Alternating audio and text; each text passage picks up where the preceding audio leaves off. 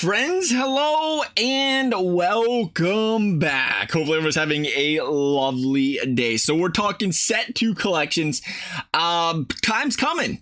Time's coming for a lot of us to unlock these players. We've been grinding the game. It's very, very doable right now not to buy a single player off the auction house or the marketplace to complete this set and just get a bunch of untradeable guys, whether it be through the monthlies, be through the mini seasons, through the team affinity, whatever.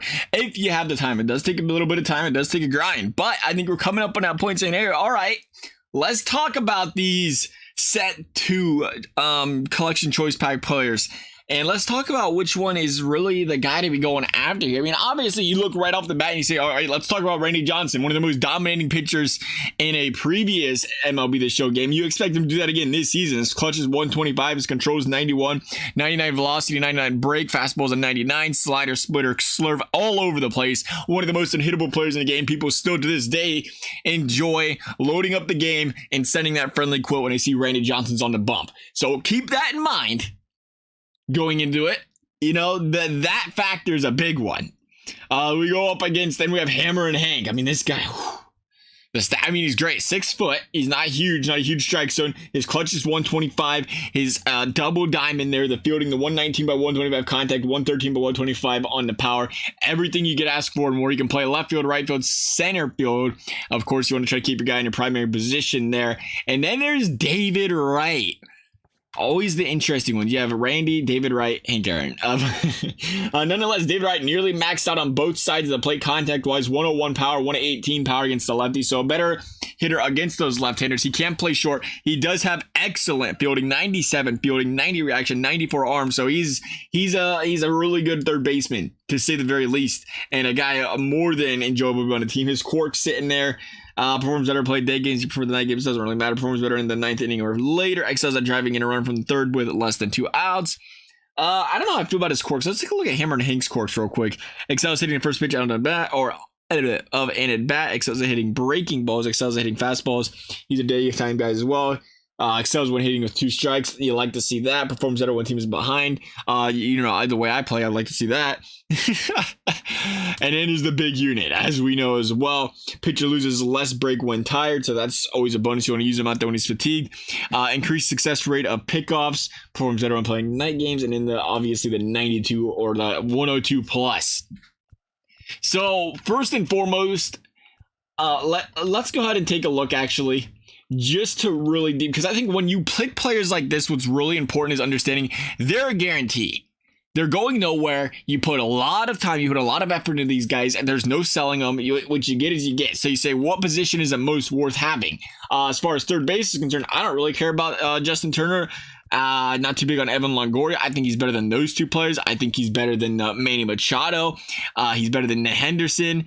You go across the board and you say he is clear-cut, I think, favorite there when it comes to first base. I mean, Murakami still ranks of all the third basemen. There's, of course, third basemen that are untradeable, but I think that's one of the best third basemen in the game. You go to the right fielders, you take a look, and, right off the bat, I mean, I'm already looking at Booger. I'm looking at Larry Walker, 125 by 113, 150 by 92. Now, obviously, the power against lefties isn't the greatest, but Vlad Guerrero, I mean, that's a guy that can rake the powers 125 by 125.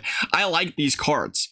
I like them a lot better, and I think that's important. He's saying even Stan Musial, 125, 100 plus power on both sides. I think that's a guy 140K. You say, okay, I can talk about a Stan Musial. So when you look at the right fielders available, and he's obviously a common fielder, that's the thing there. Dave Parker, what's Vlad Guerrero? He's probably a common. He's silver as well. I mean, that's the difference. You're paying for the double diamond. But when it comes to looking at guys like that, I feel like there's a lot of fielders out there or outfielders out there. So when I say, making it worth, I don't know if I want to go after that Hammer and Hank for the temporary rental, because I just feel like they produce so many good right fielders, so many good center fielders that you can go after.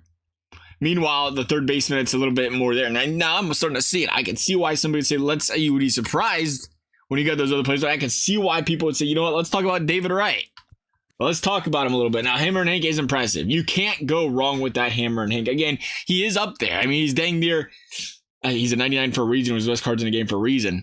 And then there's the big unit. Now, here's that's thought process number 1.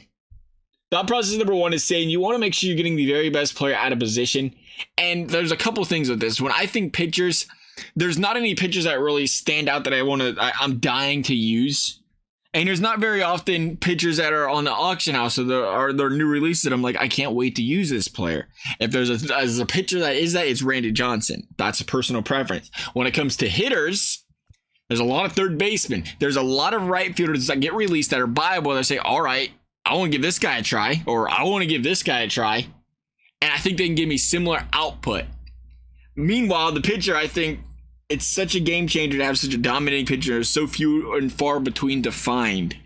Where I say you got to take the pitcher, I personally would say I have to take the pitcher because, again, that's the thing. If you ain't planning on buying pitchers, you don't want to buy pitchers. You know, for my team, that's my thing. I don't spend stuff. I still have Walter freaking Johnson. Bought him early in the year, and he's still rocking the team. It's like I can't. For some reason, for me, I don't enjoy spending a lot of stubs on pitchers. I enjoy spending stubs on the home run hitters. That's just me. But I know you need good pitching. So it's like if I can just lock these guys in, guys I can have locked down that are dominant pitchers. Because Pedro Martinez was sick, and a lot of people didn't choose him. That was a nasty card. I don't know if you ever faced Pedro in this game. Whew, that's a good card. A lot of people went for the hitters. So that's something to keep in mind for me. And I just think the big unit's always, left-hander, big player, tough to hit. After that, I mean, again, it's a preference thing. I think I'd want Hammer and Hank for the name and the double diamond. But, I picked Babe, and I'm still struck on that by the Babe pick last time. I'm still a little salty on that a little bit.